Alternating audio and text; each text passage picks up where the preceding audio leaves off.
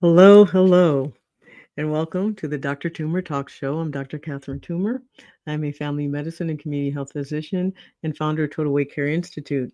So, I know that my title today is a little bit controversial, maybe. Um, so, it's Trust Doctors or Die. We've been seeing a lot in the news recently of a lot of medical information, which um,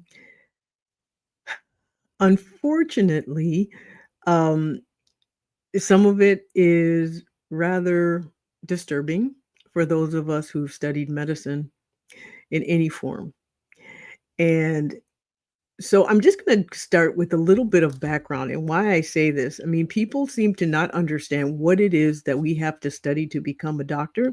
And maybe if I give you a little background, you'll understand where I'm coming from. So imagine in the human body, there are 37 trillion cells.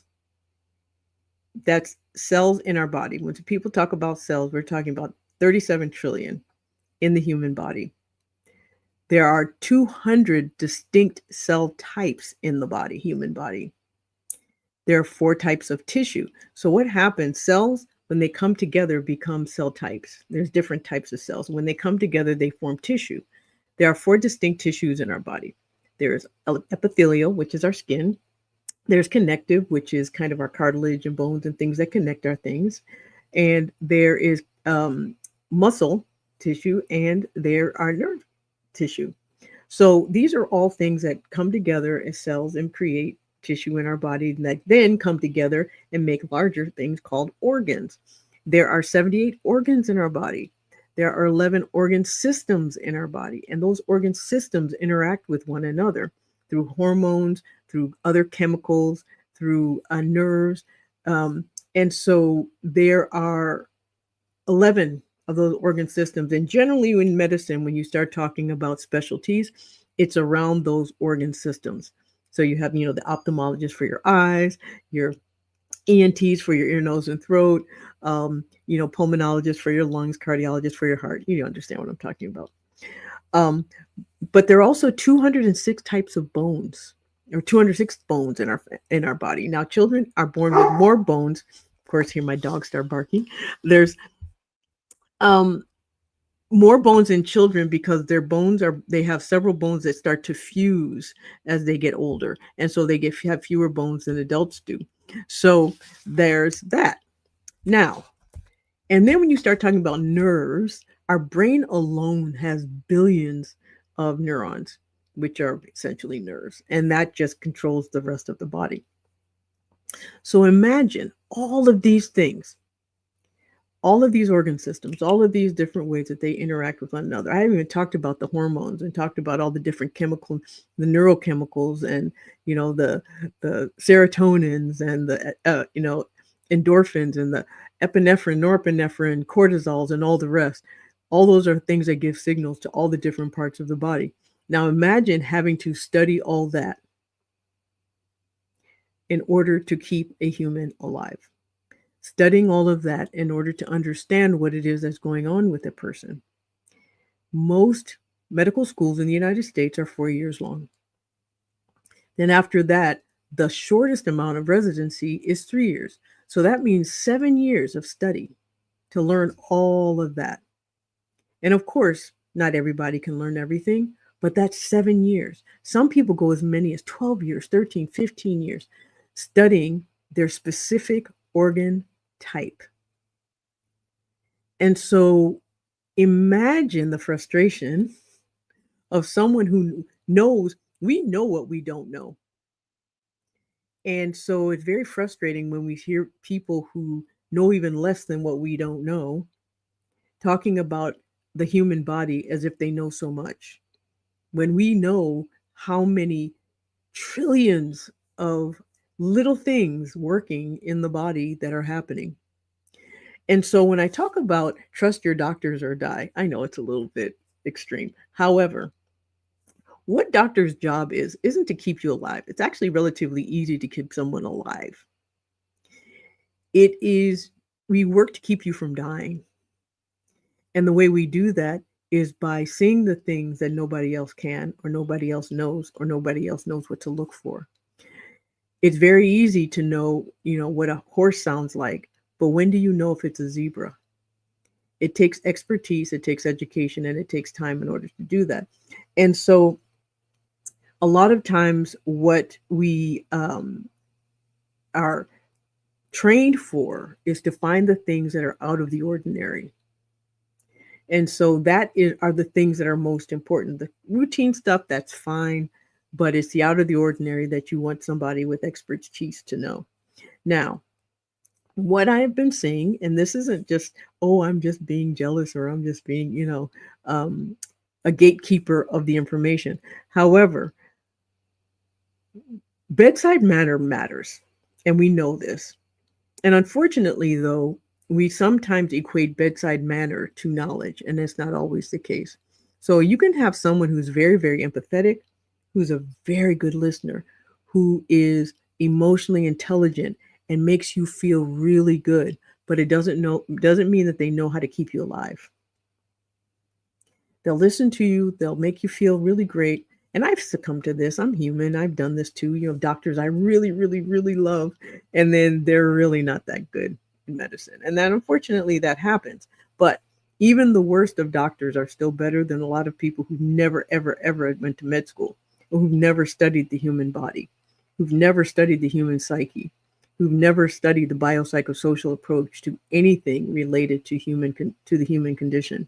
And so if I sound really kind of a little bit frustrated, it's because I'm hearing all this thing. We talk about acetaminophen, and we're talking about vaccinations, and we're talking about all these things. And we have people saying, I've done my research. Well, you're talking to people who've done 7, 8, 9, 10, 11, 12 years of study and research. And so they understand. And so recognizing someone who is a good physician is someone who has clinical mastery. That is what we're trained to have, is clinical mastery. Now, unfortunately, the healthcare system has sort of forced us into the situation where we're trained to do one thing, but we're in a system that only allows us to do other things. And so in order to have real clinical mastery, you have to know how to ask the right questions. But unfortunately, even when asking those questions, there's steps to the answers. And so often what happens, and this is how medicine works, you start at the basics. You do the basic things that are the most common things. You check for those things first. And if you don't see anything or find anything, or if you get a certain answer, then you go to the next step and you ask the next question. And then you ask the next question, and then you ask the next question. So it's sort of like going on a journey. And, before you leave, you're like, okay, which way do I turn first? And you're like, okay, get on the highway. That's the best thing. Get on the highway first, and then we'll start passing exits and we'll determine where you need to go next. That's essentially how medicine is. The first turn is the basic turn. But knowing how, and then even going the speed limit is the basic process. Or even getting off an off-ramp, knowing how to slow down when there's a car in front of you. The problem arises is that you want a Mario Andretti if there's suddenly an accident in front of you, and you need to avoid that accident in order not to have a crash. That's what doctors are. We're the ones behind the wheel who will keep you from crashing if there's something that happens that's out of the ordinary and that happens all of a sudden and you don't see it coming. That's what we do. The other is when you have clinical mastery, you have a certain level of flexibility and adaptability. And not one of the biggest issues, I guess, we run into is not being able to explain things very well so that people understand what we're doing and why. But essentially, that's what physicians are doing. There is no one way to skin a cat. And so when someone else you hear experiences something, there's always little bits of information that are nuanced that changes the direction that we need to go.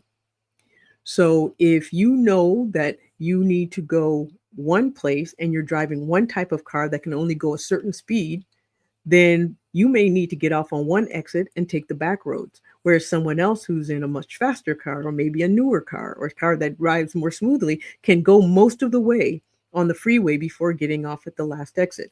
So it's up to a person who understands what all the variables are that will tell you then what happens next. And that's essentially what physicians do. And that's what people who are well trained do. And that takes years and years and years of study and expertise. The other thing that is really good for physicians to have, and many of us have, and that's why we go to medical school, is curiosity. Diagnostic curiosity is important in that you have to know to ask the right questions. You have to ask the questions that you find will give you the answer. Now, one of the things that often happen is people like, I want to be tested for X, I want to be tested for Y, or they go to someone who promises to do all these tests for them that are really unnecessary. They're asking questions that when you get answers, they just create more questions than answers. And what we learn as physicians is how to ask questions in a way that give us the answers we need in order to get you to where you need to go. So, for example, someone says, how long is it going to take me to get from point A to point B? What's the weather? What are the road conditions? What kind of car are you going to be driving? How much traffic is there? So those are the questions we ask in order to determine how you're going to get to point B. If someone just says, well, you were just going to put you in a car and make you drive, well, guess what? All those questions that change the variables, you may still get there, but you don't realize you could have gotten there a whole lot faster, a whole lot smoother if you had followed the directions of someone who knew better to ask the right questions to get you there. And so one of the things that happens, or a few things that happen, I wrote some things down so I wouldn't forget. Pattern recognition is really important. And the only way to recognize a pattern is, one, to see the same thing over and over again. The other is to see when something changes. So the way something presents when you first see your doctor is one way. And then over time, it changes. And so the answer comes along as we go along. So often what happens is you'll see someone, they'll say, okay, at this phase of your disease state, it looks like this. There are several things that can look like this at this point. So what I'm going to do is start looking to see which one of those things it could be. Now, if you drop out of that process and you go to someone else who then takes my questions and my answers and then gives you a diagnosis, of course, it makes it seem like they know what they're doing because I've already done all the work for them. And I see that a lot.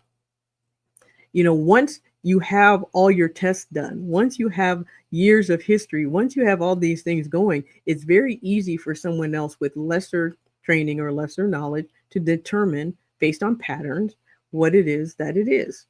Or they've convinced you that's what it is and may or may not be. Or it's sort of there, but not quite. And so pattern recognition is really important. Integrative information is very important. It's from taking information from all these different places and pulling them together so that they make sense. So, having a headache plus having stomach pains plus having a fever may mean one thing. Could very well be a virus. But if you have a headache and you have a stomach ache and you don't have a fever, it could be allergies. It could be a food allergy. Or it could be stress. But how do you know? And so it's what doctors do is we figure things out along the way to determine what something is. But of course, there's steps to that way. It's just like a journey. And when you're going on a journey, you can't just get plopped down. We don't teleport, so we can't just plop you down where you want to go. We have to take the steps to get you there. The other thing that we do is investigate, and that's by asking questions and by doing tests. Now, not all tests give good answers. It may seem like some tests are better than other tests, but it really just depends on what you're looking for. And so it's very similar to, say, planting something. You have certain plants that grow in certain types of soil, and you have other plants that grow in other types of soil. But if you don't test the soil, how are you going to know which plant it could be? And that's essentially what we do. The other that we often have in medicine is emotional resilience. It can be very tiresome. It can be very frustrating, especially now in this environment where there's a lot of distrust around physicians. There's a lot of people saying we don't do, or we can't do, or we are, that there's a lot of misinformation on how we make our money, which we do not make money from pharmaceutical companies. We simply do not make money by prescribing medications. That is one of the biggest misconceptions that there is out there. We just don't. Um, and and so when in a situation where you're constantly disliked and constantly um, distrusted, it really takes a lot in order to maintain one's uh, equanimity or just your sanity in that situation. And so one of the things that is really, really important to understand is that when talking to anyone about how your body is, what your body is doing, it's okay to get advice, it's okay to listen, and it's okay to gather information. However, when it comes to pulling that information together and treating you in a way so that you do not cause, that doesn't cause you harm, it really takes a certain level of expertise. So if physicians who have been studying for 4 years or more, for 7, 8, 9, 10, 11, 12 years don't know something, then it's very unlikely that someone who studied 2 or 3 years is going to know more. They may know more about one specific area, but will they know enough to know how it integrates with other parts of the body, other organ systems, other tissues, and all the rest? And that's why I say when you don't trust your doctor, you can die, because what that means is you start seeking information from places that makes it more dangerous than less dangerous for you. Um, and so, and the reason I say this is because, and one of the things that you can do in order to understand if something is safe for you, when someone tells you something's wrong and they have the solution, have them give you the solution.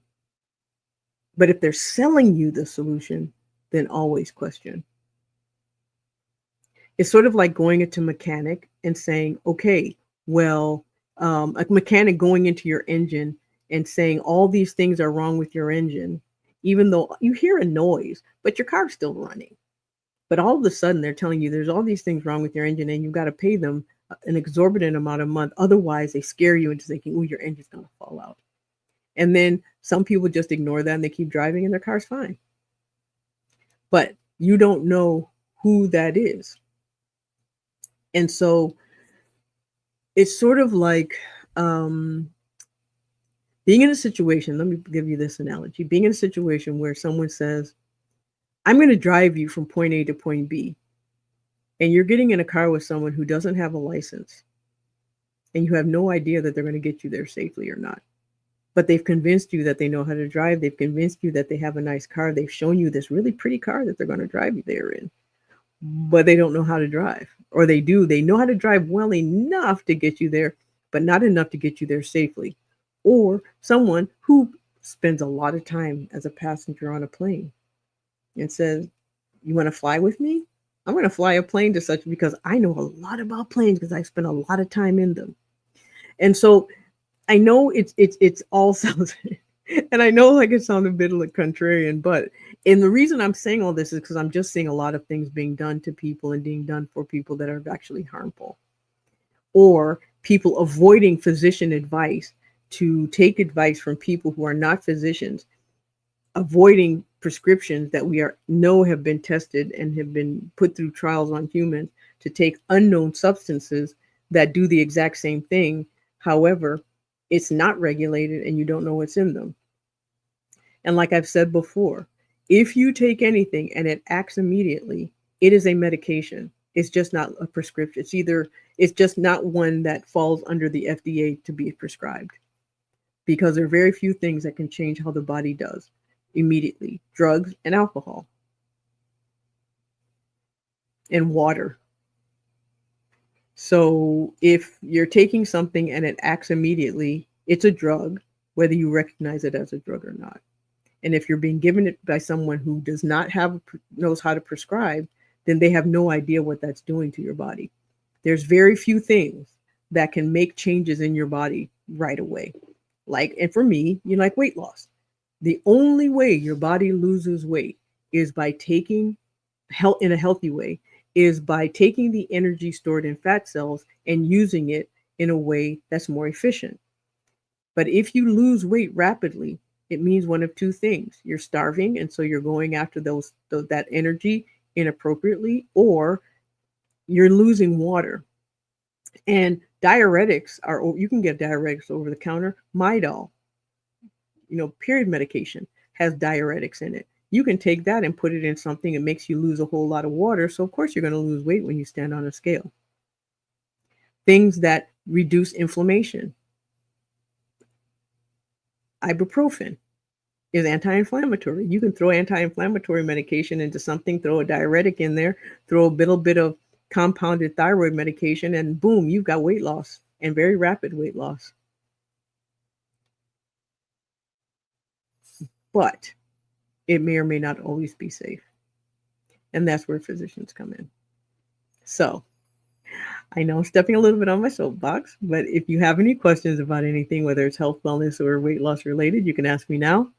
Or you can write to me at help@drtumor.com, or you can go to my website at drtumor.com as well, and you can either make a strategy and plan appointment, schedule one for a consultation, or you can, find my email there. And of course, if you're listening now and you have people that share my videos, go to my YouTube channel and please subscribe. I'm still trying to get to 5,000 by the end of the year, so please share and let people know. So if you have any questions, I'm going to say hello to some people. Hello, Marcia from Barbados. Thank you for coming every Tuesday. And we have Daniel.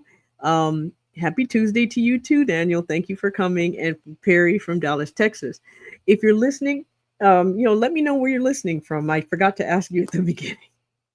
And I feel like I'll have a little bit of a bee in my bonnet. And part of that is because I've just been seeing so much bad information out there. And I just like, oh my God, no. And when you really care about people, and you care really, the human body is fascinating. It is absolutely fascinating. And of course, there's no one who can know all there is to know about the human body, because there's just so many things that are nuanced, and different things change different things for for everybody, the environment they're in, the food that they eat, the age, their genetics, and all the rest. So there's no way of knowing everything about everyone. However, it is curiosity, and it is clinical curiosity that kind of keeps us going to ask the right questions that help us get to the answers of what it is that's going on. Hello, Cindy. Thank you from Pittsburgh. Patsy from Lawrenceville. And is that Lawrenceville, Georgia? I know we have a Lawrenceville nearby, and then Perry from Dallas. Thank you for coming. Well, if you have any questions right now, you can ask me. I'm here every Tuesday. Dr. Tumor talks on Tuesday. Say that fast 5 times. And nice. We're not too far from one another. Oh, Cincinnati, Ohio. Nice to meet you, Tracy. Thank you for coming. So if you have questions at the end of every Q&A, at the end of every live, I have a Q&A. So even if you don't have questions today, you can come next Tuesday and ask me those questions. It doesn't have to be on the topic I'm talking about. It can really be on anything. And if I don't know, I'll tell you I don't know. But if I do know, I'll definitely give you an answer. So any questions, anyone? Did I miss anything in my notes? I had to write some stuff down because I wanted to make sure that I got everything in, because my brain has been going all week. So, all right. Well, if you don't have any more questions, thank you for coming to my Dr. Tumor Talks show. And I will see you next Tuesday, live, 6 p.m. Eastern, both on Facebook, LinkedIn, and YouTube. And that is both in my live and my channels, Dr. Tumor, and also on blackdoctor.org. So thank you very much for coming, and I will see you next week.